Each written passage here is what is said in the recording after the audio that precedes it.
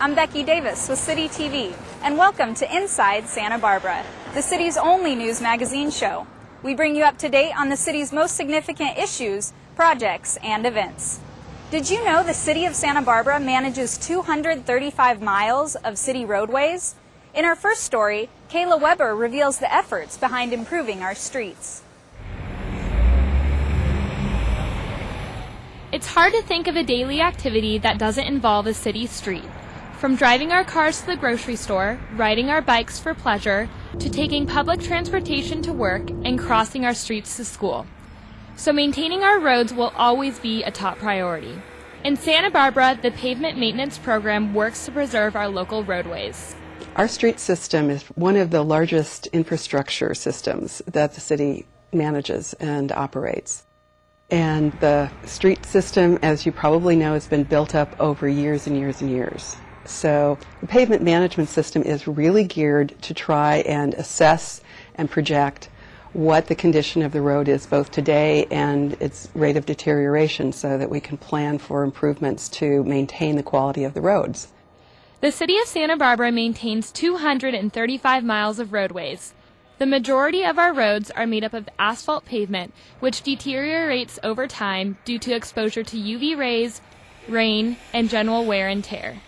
We have a small percentage of concrete streets, but primarily it's asphalt concrete pavement, which is considered a flexible pavement. However, asphalt pavement deteriorates over time and gets brittle and oxidizes and gets harder and is susceptible to more cracking. And so the longer that the pavement is untreated, the more brittle and the more maintenance that it would require.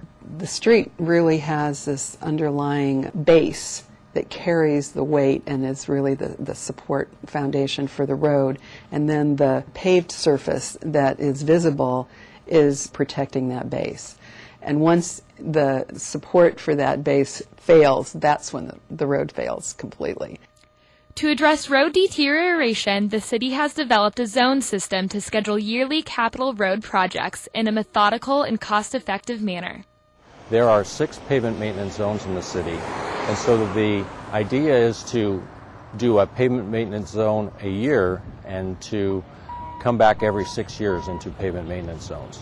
Not only does the zone system offer an organized strategy to perform road improvements, it also gives the public an idea when street projects near them will be taking place.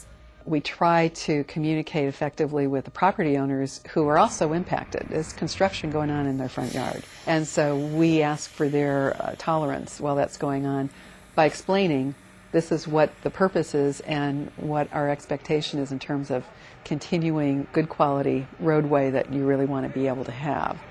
Every other year, the city surveys 1/3 of all city streets and rates them according to their condition. We look for indicators of what's happening with the pavement surface, whether we can identify cracking and potholes and other visible signs of deterioration. And we use that information along with our knowledge of how the road was constructed to give it a rating. Based on the pavement ratings, along with the traffic volumes and available funds, Public Works staff selects the highest priority streets to receive treatment.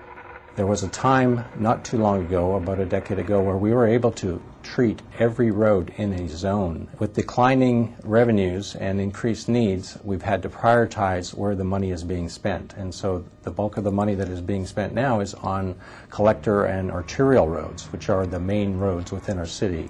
It's important to keep those up as they are the major traffic routes for all modes of transportation, including buses and cyclists, as well as vehicular travel. We know that the more that the community is able to have those roadways repaired in an ongoing, appropriate timeline, then the less degradation to the roads over time and the less costly that repair will be. So our passengers and our drivers are relying on a comfortable, smooth ride with a safe landing. There are a number of treatments used to improve our streets. One of the easiest and least expensive methods is using a crack seal treatment, which prevents water from intruding into the base and accelerating deterioration. Slurry seal is one of the most used treatments because it is a cost-effective way to give the road a fresh surface coating. More expensive treatments involve repair and rehabilitation, including grind and overlay, where asphalt is completely removed from the street and then replaced with new asphalt. Once you reach the point where deterioration of the roadway has really hit a very poor or failed condition, you have to rebuild the road. And that's 10 times often more expensive than the earlier slurry seal cost we were talking about. The cost of pavement maintenance adds up quickly. Treatments range anywhere from 50 cents to $10 per square foot and is funded through several different revenue streams. We have gas tax monies that come from the state. We have what's called Measure A monies that come from the sales tax approved by the countywide voters a couple of years ago. And we also have some other special funds that feed into and are restricted for use with the street system as well. Recently, limited funding has made it difficult to keep up with all the necessary road repairs, causing our overall pavement condition index, or PCI, to fall to an at-risk level. The city estimates $6.7 million a year is necessary to maintain all of our local roads at the current PCI of 63. For the past 5 years, only $2.3 million has been budgeted. Pavement materials have increased significantly over the last 5 to 7 years with increased oil prices, and so it has been challenging to keep up with the increased costs. Also, pavements have been deteriorating at a faster rate than the funding sources have been provided, and so the combination of the two factors means that we are losing ground on our pavement conditions. Santa Barbara isn't the only area whose streets are feeling the negative effects of budget constraints. In fact, the condition of California's streets as a whole has declined steadily since 2008. The monies coming in to maintain our road surface and condition of our streets is only a third of what's necessary. So over the state, there's an $82 billion shortfall over the next 10 years. In California, gas tax is the largest funding source for road maintenance, but it is also a declining revenue source due to more fuel-efficient vehicles and the declining economy. And since gas taxes are not indexed for inflation, the buying power of the tax revenues has been on the decline for decades. People are aware that when you pay at the pump, part of that is actually a flat fee. That's a gas tax. So unlike sales tax, that doesn't increase when gas prices increase. That's a lump sum. Back in the day, say 15, 20 years ago, that was a third of what you would pay for a tank, whereas now it's much more like a tenth. So it's a pay now or pay later scenario where if we don't put an appropriate amount of investment into our road structure now, then the roads will further deteriorate, causing more costly methods of repair or rehabilitation. In addition to the large capital treatment projects, the city also relies on street maintenance crews to manage more regular road repairs. Once you get a pothole, you'll always have a pothole until you're able to really go in and essentially reconstruct that area of roadway. So it becomes an ongoing work responsibility for street maintenance crews to go in and do pothole repair. Keeping up with regular street maintenance, like pothole repair, is important for all modes of transportation. It's funny because bicycles make the least impact possible on the road condition, but cyclists are also perhaps the most vulnerable to bad roadway conditions.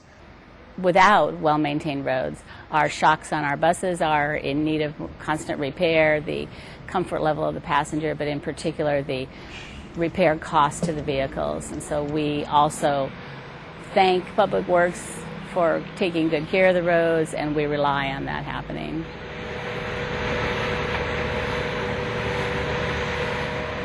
This year, the city is focusing on Zone 6, which includes the downtown area for pavement maintenance. To track upcoming pavement projects, visit santabarbaraca.gov/engineering. Up next on Inside Santa Barbara, we introduce Part 4 of the Waste Stream series. Here we'll look at the effects of the brown bin on the Tahiguis landfill. Nagin Amuzagar has the story. Question: how much waste does the average American generate in a day? Answer: almost 5 pounds, which doesn't sound like much, but that adds up to about 1,700 pounds per person per year. Next question: Where does all that trash go? Answer: the landfill. Here in Santa Barbara, it travels up the coast to the Tejiguas landfill. Tejiguas has been receiving trash from Santa Barbara and other cities in the county since 1967. Based upon how much waste the South Coast is throwing away at Tejiguas now, the landfill will reach its permitted capacity in 2026. We are disposing as a city between 70 and 80,000 tons a year. That is a lot of material, much of which is still recyclable, that we are taking to the landfill and burying. That trash comes from the brown bin. The brown bin is supposed to take whatever is left over that is not recyclable or compostable. However, that's not always the case. As far as things that are easily recycled like bottles and cans or concrete or bricks or wood or things that you can commonly take to any recycling facility, that makes up almost 25% of the amount of waste that we bury. The biggest components that we see as part of the trash is organic waste, and that would be the number one. So it would be green waste as well as food and other organic material that could is actually good feedstock for compost and things. And that's one of the reasons why we try to get as much green waste and food waste out of our customers. But it still makes up about 30% of what's in the trash can. The other things you'll see, surprisingly, we still have a lot of paper, cardboard and paper, some metal, some glass. And in the business sector, for the industrial side, we'll still see some of the construction and demolition type waste that we have ready outlets for through Marburg's material recovery facility. The more items are recycled or composted, the less trash ends up in the brown bins and ultimately at the landfill. As part of the city's new contract with Marburg, additional diversion incentives will be available to residents. In the residential sector, it's unlimited recycling containers. So currently it's 95 gallons is the limit for free recycling. It will now be unlimited. The green waste service is going to be virtually unlimited. It's going from 32 gallons of free service to 192 gallons of free service. We're also providing unlimited free collection of white goods, which would be refrigerators, washers, dryers. You have an appliance, go out, call us, we'll come and pick it up. Same thing goes with TVs and monitors. We'll provide unlimited collection of those as well. Currently, we're also providing each resident an annual cleanup, where if you have bulky items, accumulated trash, call us. We come out once a year. We're doubling that, so each residential customer gets that twice a year now. We're also providing for the city, and everyone really, cleanup of illegally dumped items on the curbside or roadway. So we have provided for free collection of that also in our contract. And other things are really going after sensitive materials that are really bad and detrimental to have in the landfill. And some of that being medical waste. So when we provide the Sharps program, we're offering anybody a free container so they can dispose of their Sharps, and we will pay for the shipping and disposal to have those properly treated to keep it out of the waste stream. In addition to these new services, Marburg will also be providing electronic waste pickup for batteries and cell phones. Just place them in a plastic bag, put them on your blue recycling bin, and it's good to go. The second thing that we did under the garbage contract is that Marburg, as the hauler, will be working directly with a lot of the larger multi-unit properties, the larger apartment buildings, to help them achieve at least 30% recycling. From a curbside perspective, based upon all of the containers that our customers put out, the city's overall diversion rate is about 40%. So we're hoping that with these financial incentives and with Marburg working one-on-one with these, we'll be able to boost that. The city is also pursuing new technologies that would further extend the life of the landfill. In the future, we're hoping to get away from landfilling by adding the Resource Recovery Project. And this is a project that the county and the city have been working on together since 2007. And this would establish a series of facilities that would go through the brown bin, the bin that's currently going to Tejigas, to pull out those recyclables, pull out the organics and compost them through anaerobic digestion, and we think we can reduce what's currently being buried by over 60%. The project, as we envision it now, includes what's called a material recovery facility, where we take that trash that's in the trash can, we run it up a line, and we separate it. We use a lot of technology and some manual labor to try to pick out the recyclable material.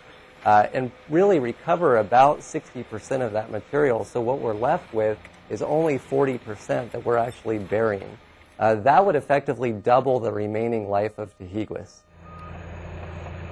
While the potential benefits of new technologies are substantial, for now we still have to rely on a landfill to store our trash.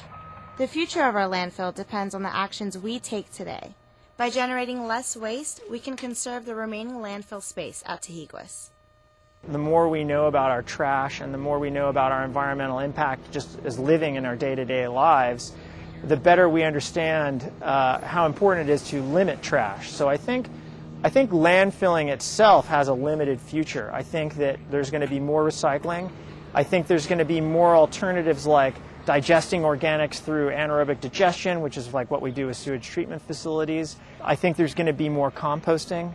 I think there's going to be more laws about packaging. So I think the future doesn't really have landfilling. I think in the far future, I think that we're going to find other methods and technologies to eliminate it entirely. For more information on trash and recycling services, visit sbrecycles.org. Up next, Kathy Perret of the city's Water Resources Division talks about the importance of performing a spring irrigation system checkup and how you can do it yourself. Hi, I'm Kathy, and today we're going to visit two properties. We're going to do a spring evaluation of our irrigation systems before our summer watering. Let's go take a look. Well, let's turn the system on here real quick. That's important to do during the daylight so you can see where their sprinklers are going. This is a manual system. What we're going to do is turn it on for a minute, and then we're going to flag any areas that we see need to be repaired or adjusted. Turn this on ever so gently. What you can see is that this sprinkler is below the surface here, so I probably bring that one up a little bit. But the most important thing at this point is you can see the sprinklers are spraying out onto the driveway. So I'm going to flag that one and check the throw on what that sprinkler head is. And if you look in the corner, we also have another one that's spraying out there on the sidewalk. If you also notice, we've got a sprinkler head that's not even spraying. So it's either blocked or there's a break. Something's happening, but there's no water coming out of it.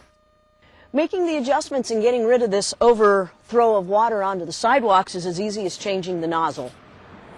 What you do, you just pull that riser up, unscrew the old nozzle that's throwing out onto the sidewalk, take this new one that's only going to throw 90 degrees so that it's good on this corner, screw it in the top, make sure it's pointing at the grass, and that's it. Well, this is the other sprinkler that didn't have any water coming out of it. So the first thing we're going to check is just to see if maybe that filter is just blocked and dirty. It could be something as simple as that.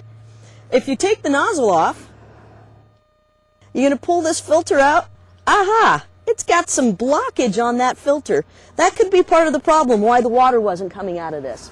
So we're going to clean it up, put it back together, and then we'll do a final inspection, turn the water back on, see if that helped. All right, we're going to turn the sprinklers back on here and see how our repairs did. All right, well, if we look at this now, the water is staying on the grass. It's throwing in a 90-degree angle. Perfect. Well, this sprinkler over here that we cleaned the filter on, it's not going off. It's still gurgling out the head and we're not getting a spray. So there's a couple of different options. What I would advise is to dig that spray head out, just unscrew it from the riser and see if there's some debris that was actually in the sprinkler line, and just wash it out, clean it, put it back on and see if it works. The other option is that there's too many spray heads on this line and it's the very end sprinkler and there's just not enough water to make it spray. So that gives you a couple of different things to think about. You can change the nozzles and put low precipitation rate nozzles on, and then you'll have more pressure in the whole system and solve that problem without having to put a new valve in. All right, let's turn this other one on, see if we see any issues. Ah, there we go. All right, let's flag this. We've got a broken pipe under here. You can see the water flowing out at a strong stream, so we better shut this one off. Got a lot of water wasted with that. Unfortunately, there's a plant on top of it, so what we're going to need to do is going to have to pull this plant up and out, expose the pipe underneath, and then do some PVC repair. So what I'm going to show you here is just a quick example of how you can reattach pieces of PVC pipe using a connector. You do have to have it exposed. It needs to be dry. And you'll need to use two parts to this. This is a connector. This is a regular piece of PVC. This is called a primer. The primer goes on both surfaces of the PVC. And then it'll dry. Just takes a moment or so. And then what you're going to do is put just a little bit of nice smooth layer of glue or PVC cement. I'm going to try and keep this off your fingers if you can. You'll have blue fingers. You put it on the pipe itself, a nice layer around here, nice and smooth. You put a layer of it inside of the connector. And then the trick is when you put these together, you slide them together and give them a quarter of a turn and hold it for 30 seconds. You don't want to turn the pressurized water back on for probably 12 to 24 hours. You've got to make sure the glue is set. So don't bury your pipe and your repair until you've made sure that you don't have any leaks. All right, we're at our second property, and it's got an automatic controller here. So before they turn it on for the summer, we got to make sure there's a few things that we check. It's been on rain off. We're going to run it automatically and check each of the zones and use our flags to mark anything that might be leaking. One of the important things to check on the controller is the backup battery. Each controller has a backup battery, usually tucked away in a little cubby. This one uses a 9-volt. I change these every year. If your battery doesn't have enough charge and the power goes out, there's a good chance your clock will go on to default. It'll water 10 minutes every day, every station. You can see your water bill double. This battery is March 2011. Definitely wasn't changed last year, so we're going to change that this year so that we're current, just in case we get any of those power surges. One of the other things to look at when you're turning this on for the summer is that you want to use the seasonal adjust or the water budget percent so that you can start watering as the plants need it. In April, maybe only 70%. In May, up to 80%. By midsummer, you're going to be watering 100% of all the plant's water needs. As we get into the fall, you're going to turn it back down. You can use the weekly watering index on waterwisesb.org. It's important to be sure with your drip line that you flush all the debris that might be in the pipes out before your summer watering season. Find the end of your pipe, the part with the figure 8 on it, open that up, open the pipe, and then let it run for 1 to 2 minutes. All right, we're going to turn the water on here. Take a look at this drip line and see if we see any geysers or broken emitters or cut pipes. Aha! We got a geyser here. We got to make sure we flag that, because when we turn the water off, we're not going to know where on that drip pipe the leak is. So let's take a peek, see if we find anything else. All right, you can see here, we've definitely got a hole in the drip tubing. All right, let's flag it. We'll come back and repair it when the water's off. All right, now that the water's off, we've got our flag here so we know where the problem is. We've got our little first aid kit. In that, it's got some extra emitters. It's got some goof plugs to fix holes in a connector, all the tools we might need. So, let's pull this out, pull the mulch away, see what we've got here. We have an emitter here, and it looks like it just lost its top. So, in my first aid kit, I always have a few extra parts. This particular one just needs a little flag. So we're going to put that back in here, and there we go. That flag emitter is fixed. It's now going to drip just 1 gallon per hour. Well, we've got this one repaired, but there's more places that we need to go hit. So let's go check the other one. For this repair, we're going to use a goof plug. There's a hole here, and there's no plant, so we don't need any watering. So what we do, these little guys, this is a goof plug. You're going to put the small end into the hole that's in that tubing that's watering where there's no plants. I like to hold on to it with a little pliers, makes it a little easier for me. Take it, push it into the tubing, and there you go. It's fixed. Let's turn the water on and check our repair, make sure it doesn't leak. Our repair is good. There's no water. Just give a quick example of what happens when you get a shovel cut in your drip line. Roots from plants will actually grow into your drip line and block the water flow. So instead of climbing up on the slope here and show you how to repair, we're just going to take 2 pieces of drip pipe, as if we'd cut it with our shovel, and then we're going to reconnect it together. You need a simple connector and a little bit of elbow grease. You'll feel it catch, and there you go. It's attached. It needs to connect to the other end so that you'll have a full tube. Same thing, using your connector and the empty piece of a pipe. Slowly kind of get it in. There's a little bit of a barb in there, so you have to work it back and forth. Connected. That's all there is to it. You can repair that yourself. Checking your irrigation system before summer watering begins is extremely important. So before you adjust your irrigation controller, be sure to check your system for any problems. We'll be right back with more Inside Santa Barbara. Did you know the City of Santa Barbara will give you money to lower your water bill and have a beautiful garden? The Smart Rebate Program covers renovations that will make your garden more water-wise while protecting the environment. Once approved, you can receive up to $1,000 for homes and up to $4,000 for HOAs, for irrigation equipment, smart irrigation controllers, water-wise plants, and mulch. Turn this into this. Schedule your pre-inspection by calling 564-5460. Let's save together.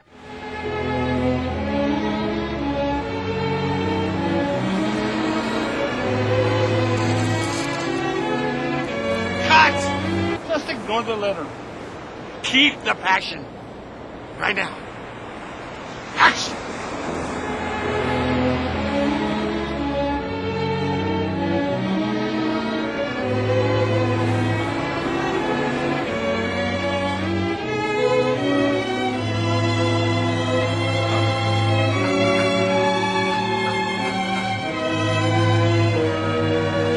Keep moving.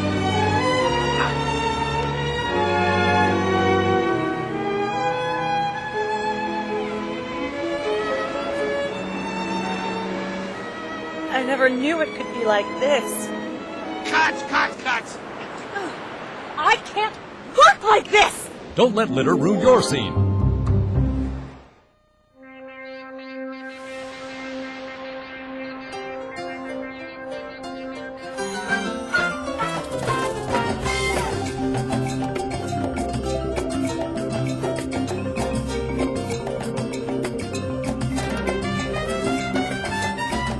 Welcome back to Inside Santa Barbara.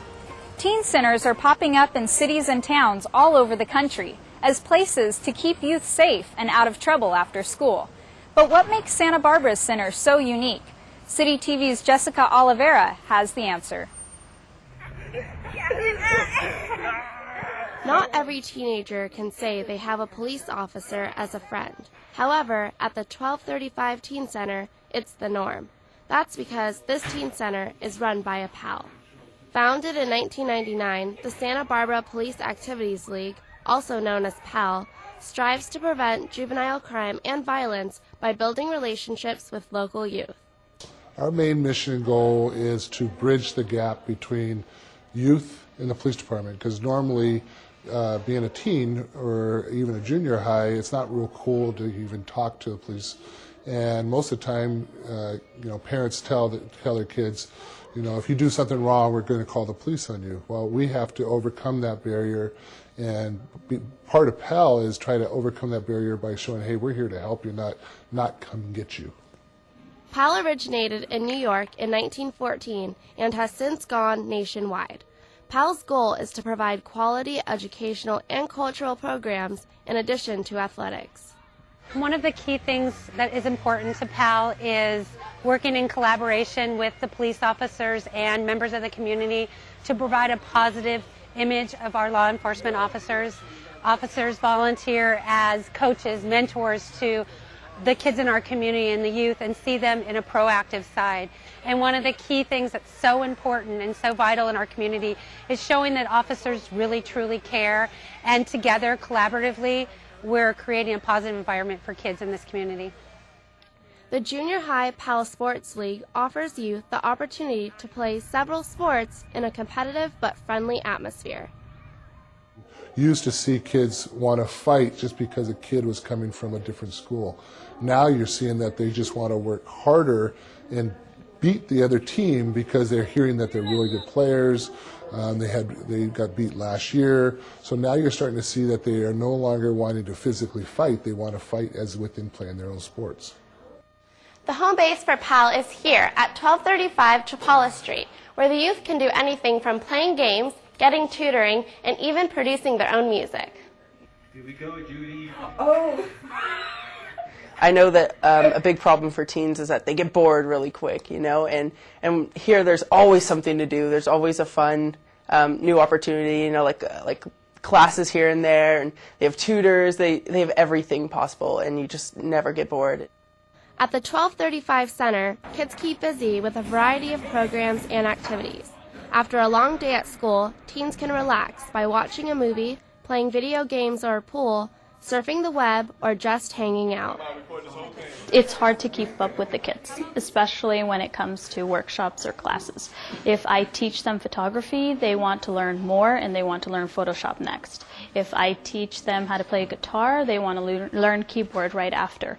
It's just kind of like an alternative. Instead of like going straight home or whatnot, you just come to PAL, and it's like, it's open. They're just like, oh, you want to come, we'll make you feel safe, and it's fun. It really is. Good job, man. In addition to classes in dance, music production, and photography, the nonprofit organization also offers tutoring. Cal Soap, which is also a nonprofit, provides tutors to PAL for free. They're able to come here Monday through Friday, and they are going to have a qualified tutor to be able to teach them in their courses. The biggest part for these kids is we try to get them come in, get their homework done, and then have their recreational. High school teens have many opportunities to fulfill their community service hours through the program. But even after completing their hours, many of the students continue giving back. We've been working really, really hard when it comes to community service. So them being able to mentor someone who is younger than them and realize how important it is, what their actions really do to someone who's younger. They've learned that saying the wrong thing really, really does have this powerful impact in someone younger's life. I get out of like how to become a better leader, because I'm like an older brother myself. I need to learn how to become a better leader anyway. So just me being here helps me out like with little kids, you know. And whether it's a spring break camp, a music class, or tutoring, all the activities are free. We don't ask for payment on any of our programs, so you could be, you know, the kid of the richest family in town or a kid of the poorest family of town, and everybody's equal when they come to PAL. PAL's success can be measured in many ways. For instance, the program has grown from 50 kids in the beginning to over 1,500 today. But PAL's real power is more intangible. We want to give them the opportunity that perhaps, you know, some of us, you know, had. We got to go to camps, we had after school, we had parents helping us with our homework. And for us, you know, we see that in our community, and sometimes officers see firsthand that kids that don't have that support system. And we are here to be that support system for them and offer them things, remove the barriers so there's no cost involved, and offer activities for them. I started the PAL in 1999, and I have kids coming back to me that are now young adults, and I consider a lot of them friends. When they step away from their very authoritative, you know, stance in, you know, community things into a very friendly, fun, like let's play air hockey type of, you know, cop. So that's very cool. We're lucky to have that kind of relationship with them. To get involved with PAL, visit sbpal.org. In 2006, Santa Barbara developed a special program to encourage businesses to adopt creek and ocean-friendly practices. In our next story, we take a look at the program and talk to a few of its participants. You may know that what goes into our storm drains ends up in our ocean. But have you ever thought about what that means for businesses that deal with runoff on a daily basis? Like for restaurants that need to clean dirty floor mats, or for car washes that clean hundreds of cars with soapy water. Or what about auto repair businesses that drain oil and other vehicle fluids throughout the day? Fortunately, the Clean Creek Certified Business Program helps businesses find solutions to all of these challenges. The main goal of the program is basically educating our local businesses and how they conduct their day-to-day management practices to protect surface water quality. So it's an outreach program where we go and talk to management and actual staff who do any of the cleaning and storage within the business on a day-to-day basis, and basically how they conduct those activities. The program, which has close to 120 participants, reaches out specifically to businesses that have the most potential to contribute to stormwater pollution, such as restaurants, automotive service businesses, and mobile washers. Well, we had been hearing about the program through an organization, a local organization that we belonged to, which was called Automotive Service Council, and we had had some contacts through a representative from the city, and finally in about 2008 we met and discussed how we conduct business here, and from there we received the certification to be a Clean Creek business. This isn't a requirement that local businesses have to do this. It's up to them, and really it's a benefit to them to participate in the program because it not only educates staff about the importance of protecting surface water quality, but it also offers free advertisement and marketing for the business because the city pays to advertise and celebrate the clean water businesses in both the independent newspaper, I think it's on a monthly basis now, and there's a couple of magazines, local magazines like Santa Barbara Magazine, that we also have an ad in it, and it highlights those businesses as businesses in town that protect our surface water quality.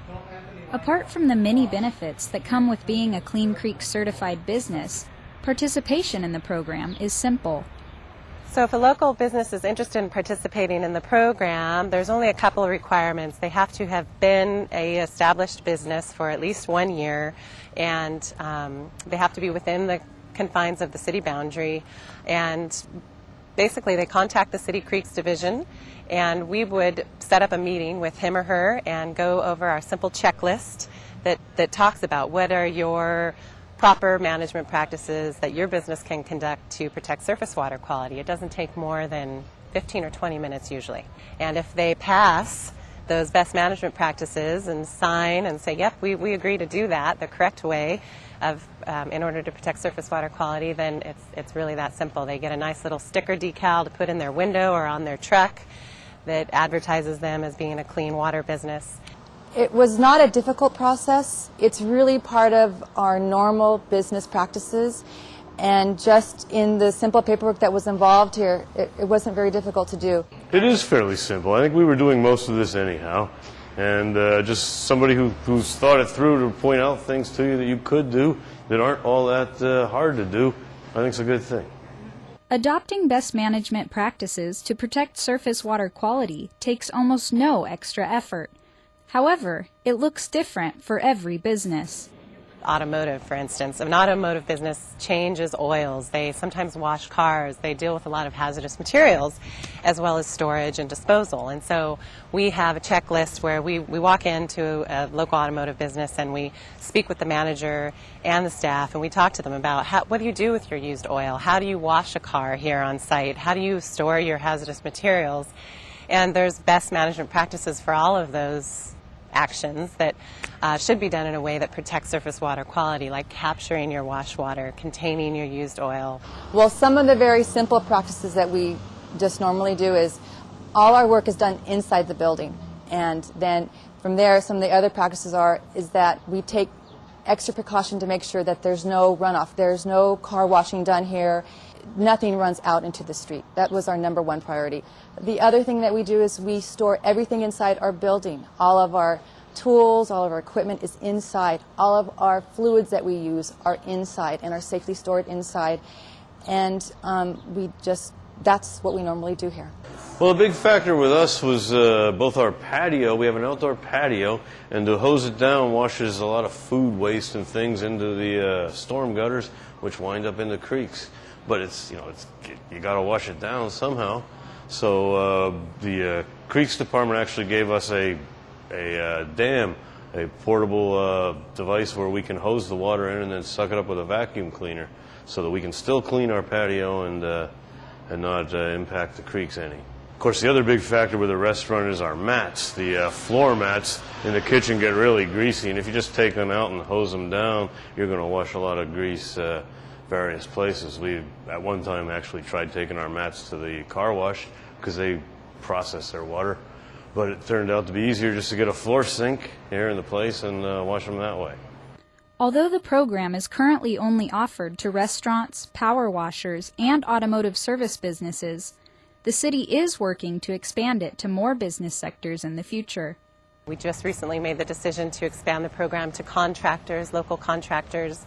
Our enforcement staff in the office have really noticed that a lot of the local contractors conducting construction activities and maintenance activities are oftentimes the calls that we get from the public saying, oh, somebody's discharging cement slurry down the street, or the paint contractors at this house are washing their paintbrushes in the street and the wash water is going into the storm drain. So we want to extend the program to them.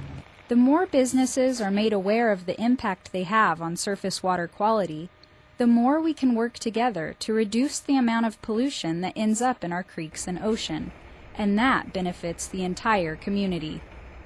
I think the most important benefit is that we are helping to protect our environment. For this lovely city that we live in, we know that we're working towards making it better for future generations, which is really important for us because we have grandchildren, and I just want to make sure that what we leave behind for them is been just as wonderful for us.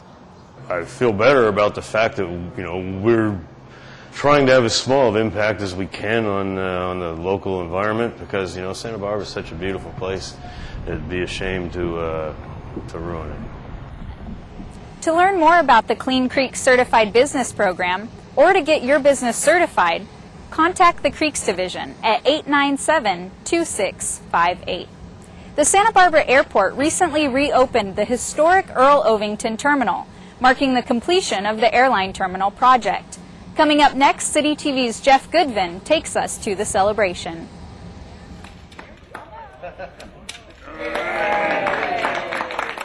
Well, after so many years of design and 4 or 5 years of construction, it's really a good feeling to have the project done and have the community enjoy and be able to use the terminal buildings.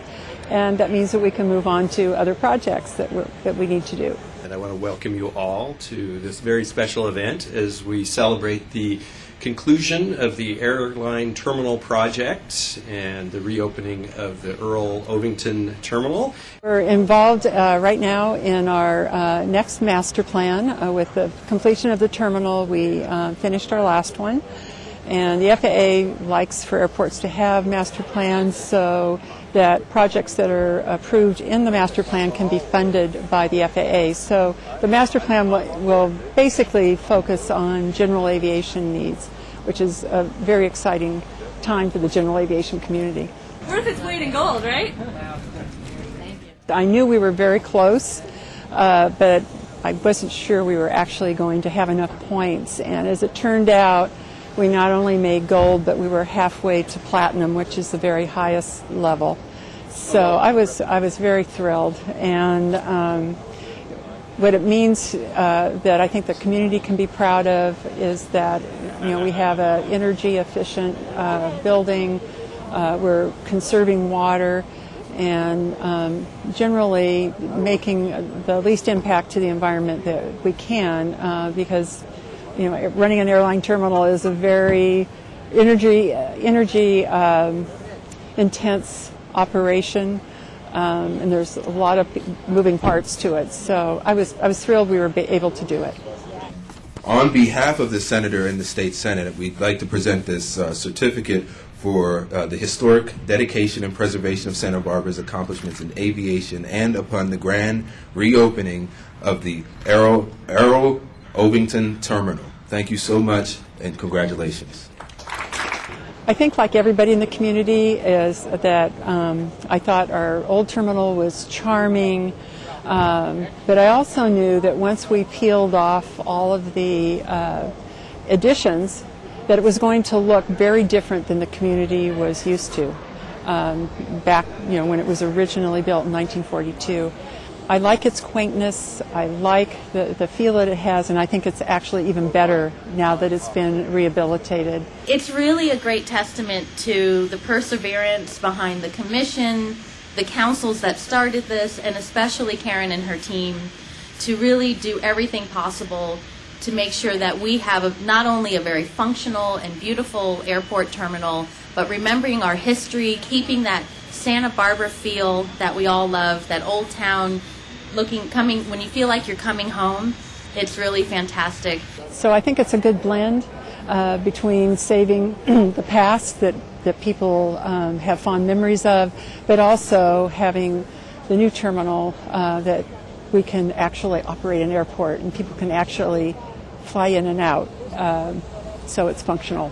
You know, we occupy maybe 10 million square feet of real estate throughout the world for our passenger facilities, and there really isn't anywhere as unique or as special as this airport here in Santa Barbara, so we are very, very proud to be the largest carrier here. Actually, at the groundbreaking in October of 2009, my vision of the project were watercolor renderings that the architect did. And so that's kind of what I had in my mind, and actually that's really what was built. But to have it actually be done and be in use is probably more than I really envisioned. For more information about the completed terminal project, or to book your next vacation out of Santa Barbara Airport, head on over to flysba.com. Well, that does it for this episode of Inside Santa Barbara. If you have questions or comments, feel free to call us at 564-5311. You can also watch the show online at citytv18.com. I'm your host, Becky Davis, and remember to get involved inside Santa Barbara.